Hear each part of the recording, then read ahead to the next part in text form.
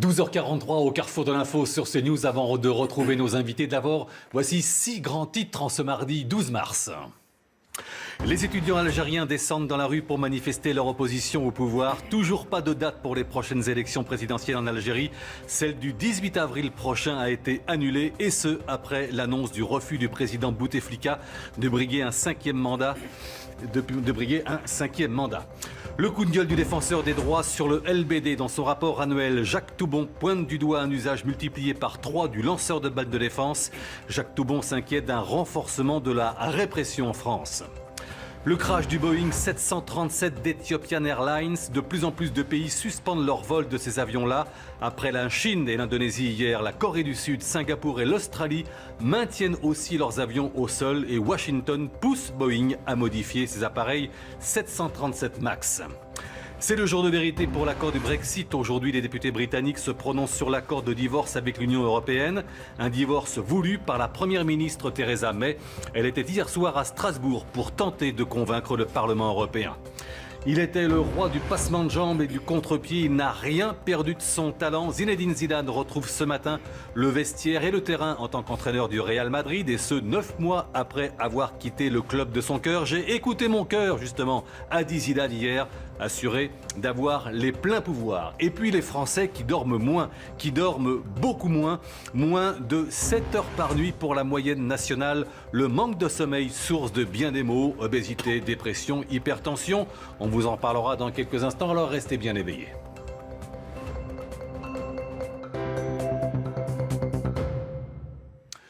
Deux invités autour de la table du carrefour de l'info sur CNews que je remercie et que je salue immédiatement. Sarah El Haïry, bonjour. Bonjour. Vous êtes députée de Loire-Atlantique et porte-parole du MoDem, sénateur PS du Val d'Oise. Rachid Temal, bonjour à tous les deux, merci.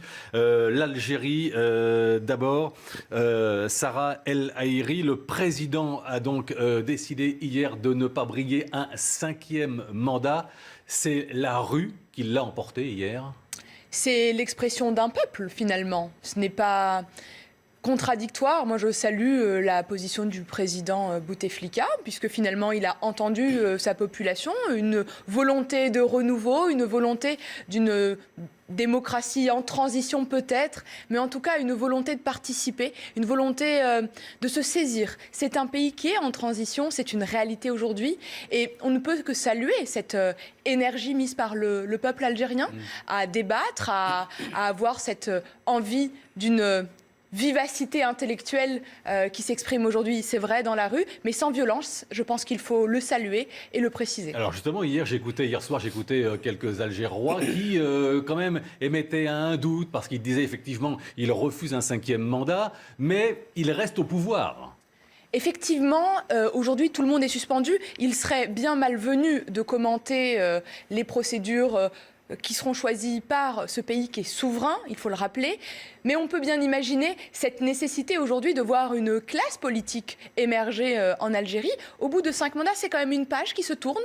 C'est une page qui se tourne pour un pays qui est jeune, un pays qui est dynamique et qui a vocation à prendre toute sa place. Aujourd'hui, leur avenir leur appartient. Il faudra évidemment être accompagnant peut-être, mais finalement, c'est une page et qui appartient aujourd'hui à cette jeunesse qui l'a exprimée de manière très constructive et qui a été entendue. Rachid Temal, c'est plus qu'une page, c'est une ère nouvelle peut-être qui commence pour ce pays. Moi, je tiens d'abord à saluer le peuple algérien. Parce que ce n'est pas que la jeunesse et ce n'est pas que dans les centres urbains. Parce que quand on regarde la situation, ça fait plusieurs semaines, voire plusieurs mois, qu'il y a des mouvements dans l'ensemble du pays. Absolument. Et donc, il y a Alger, à Sétif, etc. Tout à fait. Dans les grandes villes du pays, effectivement. Et même des villes moyennes, et ce qui est un élément important. Salue également le fait qu'il n'y a pas eu débordement, que les forces de police n'ont pas tiré, parce qu'il y a eu d'autres époques où ça ne se passait pas comme ça. Voilà. Donc c'est aux Algériens de choisir leur destin. Vous l'avez dit, on peut saluer le fait que Abdelaziz Bouteflika ait entendu, je pense, il ait pris conscience de la réalité. Lui-même le dit, en disant ma santé, où j'en suis, est une bonne chose. Ça, c'est bien, ça permet de se le dire. Après, c'est une première manche, j'ai envie de dire, puisqu'il y a la suite. Vous l'avez dit, le mandat de Bouteflika terminera le 28 avril prochain. Si on regarde la Constitution algérienne, l'article 102, il prévoit que soit le président démissionne, ce qui n'est pas son cas, soit il n'a plus les capacités physiques de remplir le mandat, soit le mandat cesse. Bon. Et à ce moment-là, c'est le président du Conseil de la Nation qui doit diriger le pays pendant 90 jours pour organiser des élections. Parce que si on veut une ère nouvelle, et ce que réclame le peuple algérien, c'est à la fois pas de 5e mandat, mais également la fin d'un système et une démocratie, soyons honnêtes. C'est ce qui est réclamé aujourd'hui. Ça veut dire qu'il faut commencer par soit respecter la Constitution, c'est quand même un peu mieux.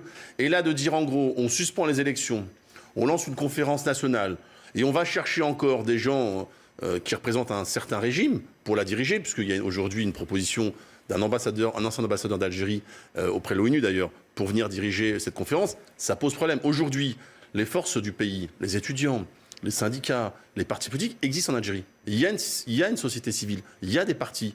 Ce n'est pas l'émergence d'eux, ils existent. Et le mieux, dans une démocratie, c'est le scrutin. Donc soit, encore une fois, il y a une transition rapide, soit, mais en tout cas, ce côté de je m'en vais, mais je choisis pour vous votre avenir, je ne suis pas sûr que ça soit une bonne chose. Et d'ailleurs, en Algérie, les gens manifestent à nouveau. Parce qu'ils disent OK, monsieur Bouteflika, vous partez, mais maintenant, il faut tourner vers l'avenir. Et ça ne peut pas être, bien sûr, et ça ne peut pas être les sortants qui considèrent ne pas avoir la capacité de diriger à nouveau le pays, qui va imaginer l'avenir du pays. Il faut sortir de cette contradiction. Alors, Sarah El Haïry, le monde entier a vu ces images à la télévision de ce peuple qui manifeste depuis plusieurs semaines, et certaines images même tout à fait hors du commun, extraordinaires par les temps qui courent, des manifestations immenses, gigantesques et pacifiques. Notamment hier, ces images d'un immeuble en construction où chaque étage était rempli de manifestants algériens. C'est exceptionnel. Ces gens-là ont dit non dans la paix, quoi. Dans la paix, dans le calme. Dans le calme et finalement dans le respect le plus global. C'est l'expression du droit de manifester le plus complet. C'est-à-dire, on se mobilise en nombre, on se mobilise, comme vous l'avez dit, sur l'ensemble du territoire, mais sans casser, sans détruire, sans se taper dessus, sans s'opposer, mais finalement en portant unanimement une volonté de renouveau, une volonté de démocratie. Et je veux dire, moi je viens d'un parti où le mot de démocratie est dans le nom même de ce parti. Donc vous imaginez bien le MoDem, le mouvement démocrate, si on prend son nom dans sa totalité. Et finalement, c'est au plus profond de notre tradition que le vote, l'expression démocratique, est pour nous c'est le meilleur des systèmes. Cette expression ne pourra prendre corps que quand il y aura le suffrage le plus large possible, avec la participation la plus importante. Se posera la question des différents candidats, ça arrivera. Effectivement, la vie politique algérienne est très riche. Maintenant, c'est un temps qui leur appartient. On regardera ça avec beaucoup de bienveillance. Évidemment, c'est un pays ami. Et en même temps, j'ai envie de vous dire, ça fait du bien de voir des manifestations qui ne débordent pas, vu ce qu'on a vécu, nous, dans notre pays, depuis ces derniers mois. Des manifestations sans débordement.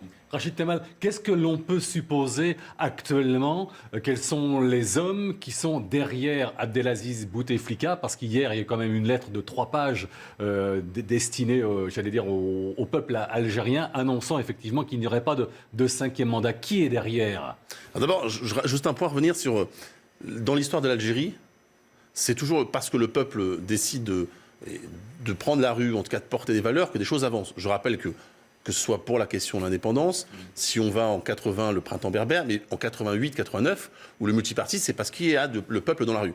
Donc c'est un pays qui a toujours fonctionné comme ça, et donc toujours cette capacité pour ce peuple de s'élever et de porter des valeurs. Donc ça, c'est important de le rappeler.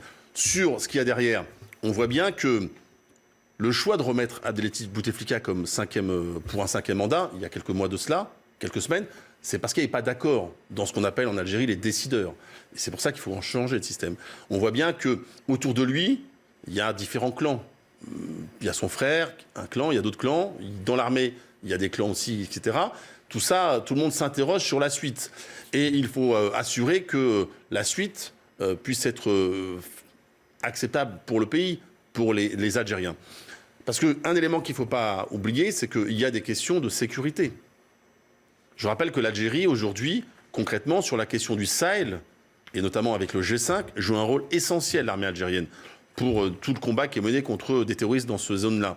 On sait très bien qu'il y a des collaborations entre les services algériens et les services français pour les protections des 2 pays. Nous savons très bien qu'il y a des questions économiques, commerciales entre les 2 pays. Et d'ailleurs, j'attire et je souhaiterais que le gouvernement évolue, puisqu'on voit bien que ces dernières années, le rapport entre l'Algérie et la France évolue, pas dans le bon sens. Parce qu'on voit bien, notamment sur la question des étudiants. Et avec le gouvernement qui vient d'ailleurs augmenter très largement en France les droits des étudiants. On voit bien que la Chine devient un partenaire important en Algérie. C'est-à-dire que c'est au détriment forcément de la France. Donc moi, je souhaite que notre pays, la France, soit un acteur plus important dans le respect de pays souverains, mais plus important en Algérie que ne l'est aujourd'hui la Chine, ou qui pense de le devenir. Donc, vous voyez, il y a besoin, encore une fois, d'une vraie démocratie, et qu'il y ait une vraie relation, j'allais dire, apaisée, j'allais même dire adulte, entre ces deux pays qui sont des acteurs majeurs. Quand vous prenez la France et l'Algérie, et vous prenez la Méditerranée, ce sont les deux principaux pays. Donc important d'y travailler vraiment. Emmanuel Macron, Sarah El Haïry, a salué ce matin depuis Djibouti la décision du président algérien en souhaitant une transition d'une durée raisonnable. Donc ça veut dire... Tout est dans le raisonnable. Raisonnable. On y est là pour l'instant. Tout est dans le raisonnable, effectivement. Cette notion sémantique peut ouvrir une large interprétation, mais effectivement raisonnable pourquoi ? Parce qu'on sait bien qu'une période de transition trop longue ne serait pas facilement gérable en termes diplomatiques. Et donc il faut un pays qui tourne, un pays qui ne soit pas contesté à l'intérieur, et c'est pour ça qu'il faut qu'ils trouvent en interne, chez eux, ce point d'équilibre. Dans ce raisonnable, le respect des délais constitutionnels ou une conférence plus large pour la période de transition. En tout cas, ce point d'équilibre est essentiel et l'acceptation du peuple algérien est l'élément clé de ce raisonnable. Donc ça veut dire attendons au moins le 28 avril, donc la fin de la présence du président. Constitutionnellement parlant. Et ensuite, ce sont les urnes qui, démocratiquement, devraient élire un nouveau président. Le problème, c'est que vous aviez sur un des sous-titres, c'était la ruse de Bouteflika. Oui, tout à fait. Le problème, c'est qu'il a commencé d'abord par signer aujourd'hui ou hier une lettre où il crée un poste de vice-premier ministre, ce qui est totalement anticonstitutionnel. C'était le titre de la presse algérienne ce matin, la ruse de Bouteflika. Bon. Oui, non mais ce que je veux dire par là, c'est que, je le redis, la question, c'est qu'il a fait un choix, Bouteflika, on peut trouver ça bien, pas bien, c'est pas à nous de le qualifier, qui est que son mandat s'arrête le 28 avril. Oui. Bon, à partir de là, on ne va pas, entre-temps, trafiquer, ou en tout cas bidouiller, ou en tout cas faire je ne sais quoi. Il est important, moi j'entends le président français, il a raison de dire cela, mais le raisonnable, maintenant, il faut que ça soit court. Et la seule façon, dans une démocratie, parce que nous sommes tous des démocrates, c'est le bulletin de vote. Oui. Donc, il y avait eu une élection qui était annoncée où les grands partis, l'opposition n'avait pas pris parti, parce qu'en disant, tout ça est bidonné, on arrête. Maintenant, je pense qu'il faut ouvrir à nouveau un processus d'élection, à savoir que le 28 avril prochain, le président du Conseil de la Nation prend la direction du pays, ce qui est d'ailleurs ce qu'on fait en France, hein, c'est le président du Sénat, pour faire simple. Donc c'est assez similaire. Et qu'il organise un scrutin. Et là, que les partis en Algérie soient candidats, il y ait des coalitions et que le peuple vote. Et qu'ensuite, s'il y a un s'il souhaite le faire. Mais là, commencer par dire, je reste plus longtemps que prévu, hors dehors de toute constitution, et je vais vous dire comment sera l'avenir, je crois que ce n'est pas entendable pour le peuple algérien qui est dans la rue pour dire de la démocratie. Et à commencer par respecter la Constitution française. Donc seules les urnes, démocratiquement, pourront s'exprimer au-delà du 28 avril prochain. Mais je considère que, excusez-moi, c'est ce qui est prévu dans tous les pays démocratiques. Mais la question, elle me paraît tellement simple. En Algérie comme ailleurs. C'est le souhait de tout un peuple, on est d'accord. C'est manifeste pour cela. Ce que je sais, c'est que dans notre pays à nous, nous avons le plus beau des systèmes. La République comme système politique et comme outil et comme organisation de la démocratie. Et on voit que ça fonctionne et c'est essentiel. Même si on sait que même dans notre pays, il est nécessaire de se questionner et de la faire vivre au quotidien. C'est ce qu'on peut espérer pour demain pour l'Algérie. Mais j'ai envie de vous dire, ce débat, aujourd'hui, il leur appartient. Nous serons des témoins de cette transition. Nous l'espérons la plus calme possible, qu'elle continue dans dans cet acte de construction. Mais commenter les dates des élections dans un autre pays souverain me paraît un brin déplacé. Alors, un mot. Je rappelle que, bien évidemment, j'entends votre propos, mais bien sûr que jamais on n'a de commentaires en France sur tout autre pays dans le monde. Non, mais bien sûr. Bon, donc on le fait. Donc là, c'est pas, je veux dire, c'est pas être déplacé.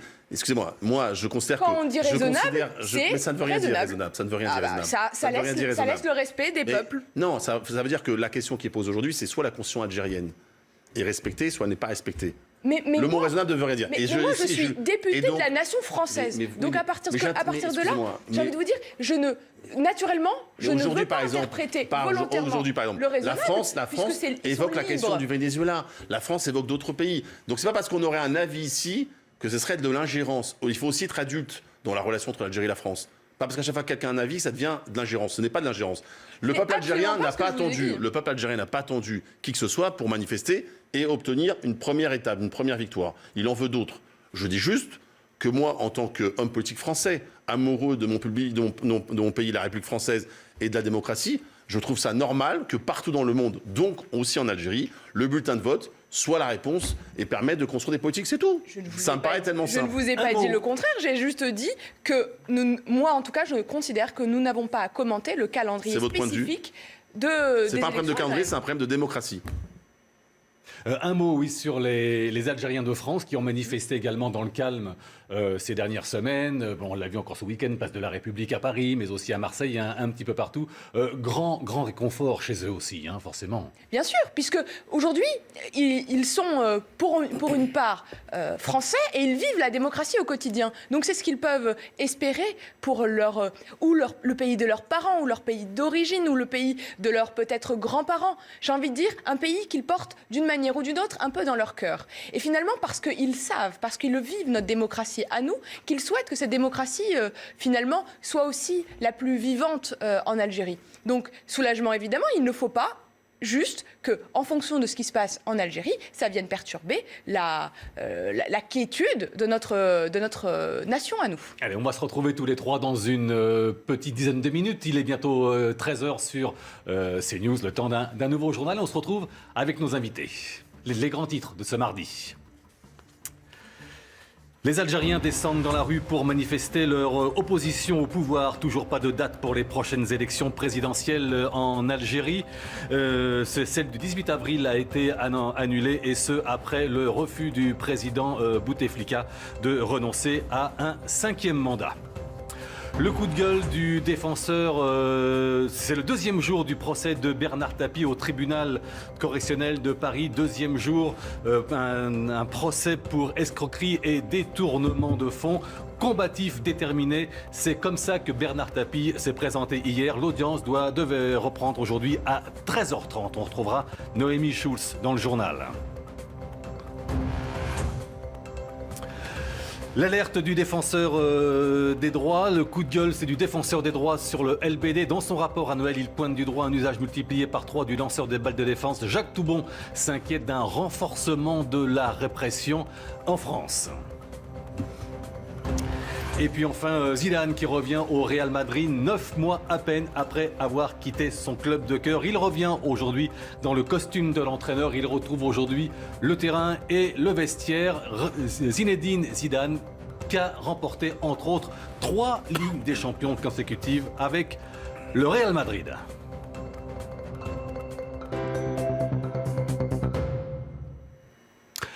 Une Algérie en foule en liesse ce mardi après le renoncement d'Abdelaziz Bouteflika à briller un 5e mandat. Cela fait des semaines maintenant que la population manifeste en masse pour la fin d'un règne de 20 ans.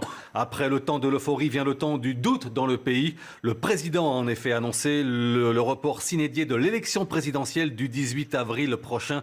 De quoi susciter des craintes chez les Algériens sur la transition démocratique qui doit s'opérer par la réunion de la conférence nationale et l'écriture d'une nouvelle constitution. On va écouter quelques réactions. Abdelaziz Bouteflika a tenté de sauver son 5e mandat en prolongeant son 4e mandat et en reportant les élections. Et en tant que citoyen, je ne l'approuve pas. Nous n'acceptons pas la prolongation annoncée. Ils ont dit que les nouvelles élections seraient coordonnées. Nous n'acceptons tout simplement pas cela. Qu'est-ce qu'on fait après ? Le sujet donc sur le défenseur des droits, c'est Jacques Toubon, le défenseur des droits qui a rendu son rapport annuel aujourd'hui. On va écouter Jacques Toubon.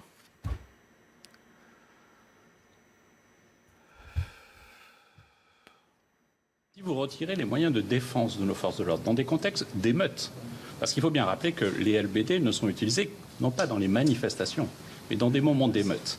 Quels sont les moyens de défense qu'il restera à nos forces de l'ordre quand ils sont attaqués physiquement ? Il restera les armes de poing ou le contact physique. Et donc il faut se poser la question simple. Est-ce que les forces de l'ordre ont le droit de se défendre face à l'hyperviolence de quelques-uns, et je ne confonds pas avec les manifestants et encore moins avec les gilets jaunes, qui viennent systématiquement les attaquer. Moi, je ne suis pas sur les plateaux, je ne suis pas dans les studios radio, je suis sur le terrain avec les forces de sécurité. C'était Christophe Castaner, le ministre de l'Intérieur, et non pas Jacques Toubon, vous l'aurez reconnu. Deuxième jour du procès de Bernard Tapie, jugé pour escroquerie avec 5 autres prévenus dans l'affaire de l'arbitrage Adidas Crédit Lyonnais. Les audiences reprennent cet après-midi. Hier, l'homme d'affaires est apparu fatigué mais combatif, s'autorisant même à faire le show pendant l'audience. Noémie Schulz, vous êtes en direct depuis le tribunal correctionnel de Paris. C'est en principe dans une petite demi-heure maintenant que l'audience devrait reprendre pour la 2e journée consécutive. Et on va entrer dans le vif des débats cet après-midi avec aujourd'hui et demain à la barre Bernard Tapie qui va venir s'expliquer sur cet arbitrage déjà jugé frauduleux par la justice civile. Et on peut s'attendre effectivement à un Bernard Tapie très offensif qui compte bien se défendre d'avoir volé le contribuable, bien que visiblement fatigué. Il avait les traits tirés hier en fin de journée. Rappelons qu'il souffre d'un cancer de l'estomac. Et bien malgré cette fatigue, il n'a pas manqué de faire le show à l'audience pendant les interventions des avocats. Et bien il fait des commentaires, il se tourne vers ses voisins et puis pendant une suspension d'audience, il a tenu une sorte de mini-conférence de presse auprès des nombreux journalistes et membres du public qui l'entouraient. Il est revenu sur l'histoire de l'arbitrage et ce dont il est accusé. La présidente d'ailleurs n'a pas tellement apprécié cette prise de parole au sein de la salle d'audience et elle a rappelé que le tribunal n'était pas une salle de spectacle. C'est dire en tout cas si les explications cet après-midi de Bernard Tapie, elles sont très attendues. Noémie Schulz au tribunal correctionnel de Paris. On va retrouver nos invités à 13h04. Sarah El Haïry, députée de Loire-Atlantique et porte-parole du Modem. À nouveau, bonjour et merci d'être là. Et puis Rachid Temal, sénateur PS du Val d'Oise. Après l'Algérie, la loi anti-casseurs, en principe, qui devrait être aujourd'hui adoptée. Proposition de loi, je le signale, qui avait été déposée par les Républicains. Votre avis, Sarah El Haïry, sur cette loi qui pourrait être abrogée aujourd'hui? Moi, je l'ai votée à l'Assemblée nationale. Cette loi, elle est née au Sénat. Elle a été proposée par un collègue de territoire, puisque c'est le sénateur vendéen Bruno Retailleau qui l'a proposée au débat au Sénat, qui est ensuite arrivé chez nous à l'Assemblée nationale pour venir répondre à une montée de la violence dans notre pays. Je vais vous donner juste un peu la genèse de ce sujet. Sur notre territoire, en Loire-Atlantique en particulier, depuis la réforme El Khomri, dite El Khomri, il n'y a plus une manifestation qui ne se passe pas correctement. Il y a de la casse systématiquement. Et donc finalement, vu la situation de la montée de violence dans nos manifestations, il a été débattu et proposé au Sénat une loi qui devait protéger le droit de manifester en permettant de mettre ou de finalement cibler ceux qui viennent casser pour protéger, encore une fois, je le rappelle, le droit de manifester de tous. Et que finalement, la tyrannie d'une minorité bien spécifique, donc des professionnels, nous, on les connaît sur notre territoire tellement c'est les mêmes qui viennent, qui cassent et qui viennent cagouler en plus. Donc finalement, permettre aux familles de manifester tranquillement, encore une fois, dans la quiétude et dans le respect de l'ordre républicain. Cette loi est arrivée à l'Assemblée, nous l'avons particulièrement fait avancer suite à beaucoup de débats et tout à l'heure, elle sera votée ou pas d'ailleurs, on ne sait pas, en début d'après-midi. Moi j'espère qu'elle aboutisse, d'autant plus qu'elle a créé énormément de débats. Ces débats sont riches, ils sont sains dans notre démocratie. Je pense qu'on a trouvé un point d'équilibre. Et d'autant plus, dites-vous, parce que Nantes est l'une des places fortes de la mobilisation des Gilets jaunes depuis le 17 novembre dernier. Et exactement. Et en fait, finalement, ce qui se passe, c'est qu'on voit les manifestations des Gilets jaunes et on voit à nouveau s'infiltrer dans ces manifestations des casseurs, des black blocs, comme on les appelle, qui soient d'extrême droite ou d'extrême gauche. Nous avons particulièrement une extrême gauche extrêmement virulente. Mais je veux dire, quel que soit le sujet, que ce soit avec Notre-Dame-des-Landes, que nous avons vu également sur les plateaux de télé des chaînes nationales, des zadistes venir casser nos centres-villes systématiquement. C'est pas 1 an, c'est pas 2 ans. Ça fait plus de 5 ans que c'est comme ça sur notre territoire. Et donc finalement, cette loi, je me dis que peut-être elle aurait permis un ordre républicain un peu plus établi parce que ciblé sur des gens qui viennent casser. Quand on vient dans une manifestation, on vient pas casser, on vient faire vivre un droit constitutionnel. Et ce qui me rassure encore plus, c'est que finalement le président de la République lui-même va saisir le Conseil constitutionnel en tant que garant des libertés Pourquoi ? Parce que cette loi, elle a créé du débat dans notre Assemblée, à l'Assemblée nationale, mais aussi au Sénat. On l'a vu également à l'extérieur de nos assemblées. Et donc finalement, il le saisit en direct pour avoir l'avis du Conseil des sages. Eh bien, très bien, ça permettra de mettre en lumière, finalement, tous les doutes qui peuvent susciter dans notre société autour de ce texte. Moi, je pense qu'il est nécessaire à l'ordre républicain. Rachid Temal, pour ne pas faire d'amalgame, on a vu ensemble depuis plusieurs semaines sur ce plateau des manifestations, des violences, depuis le 17 novembre un petit peu partout en France. Ne faisons pas donc l'amalgame, certains le font, entre une loi anti-casseurs et une loi anti-manifestants. Ça n'a rien à voir. Ben, je ne participe pas de votre point de vue. D'abord, je voudrais dire que moi, je voterai contre. Là, on n'empêche pas par cette loi de manifester, c'est ça. Mais je vais vous dire ce que je pense. Moi, je vous dis que je voterai contre, et le groupe socialiste, dont je suis l'un des vice-présidents au Sénat, on votera contre. Pourquoi ? Il ne s'agit pas, encore une fois, d'empêcher le travail des forces de l'ordre. Il ne s'agit pas pour nous de soutenir les casseurs. Évitons tout de suite ces faux débats-là. Ce projet de loi, d'abord, c'est une opération politique. Non. Parce qu'au début, c'est une loi au Sénat pour tenter de piéger la majorité à l'Assemblée, et chacun en renvoyant le mistigris, etc. Et aujourd'hui, elle arrive au Sénat. Moi, je suis opposé parce que c'est une loi qui, effectivement, limite le droit de manifester. D'abord, ce que vous évoquez sur les black box, rien dans cette loi-là n'y répond. Rien. Que cette loi-là, de fait, elle réduit, parce que dorénavant, elle donne un pouvoir administratif au préfet d'interdire de manifester, dans un contexte, et à la fois sur l'espace-temps et l'espace géographique, ne répond pas aux problématiques. Donc cette loi, c'est une loi, encore une fois, mais c'est très sarkozyste de droite. Et moi, je note simplement que, d'ailleurs, le gouvernement, quand on propose des lois plutôt de gauche, il les rejette.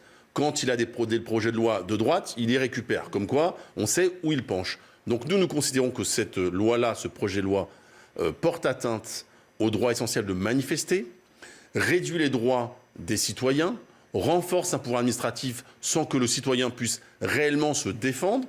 Et donc, ce n'est pas une bonne loi. Elle n'est pas une bonne loi sur le principe, et elle ne répond pas, encore une fois, aux problématiques posées. Vous avez 20 donc c'est pour secondes. ça. Sarah, En 20 secondes. Mais attendez, parce que En 20 secondes, non, ce n'est pas vrai, puisque finalement, si, c'est elle vrai. permet.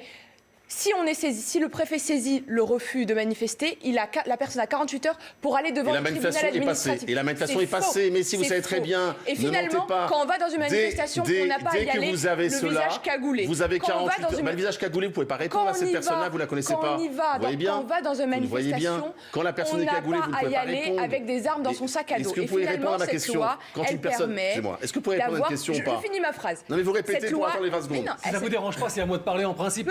On en a terminé avec ce débat. Merci infiniment Rachid Temal et Sarah El-Haïry. Merci d'avoir été nos invités en direct autour de la table du Carrefour de l'Info sur CNews. Dans quelques instants, on revient sur l'économie, la chronique économique avec Eric de Ritmaten. Merci, à tout de suite.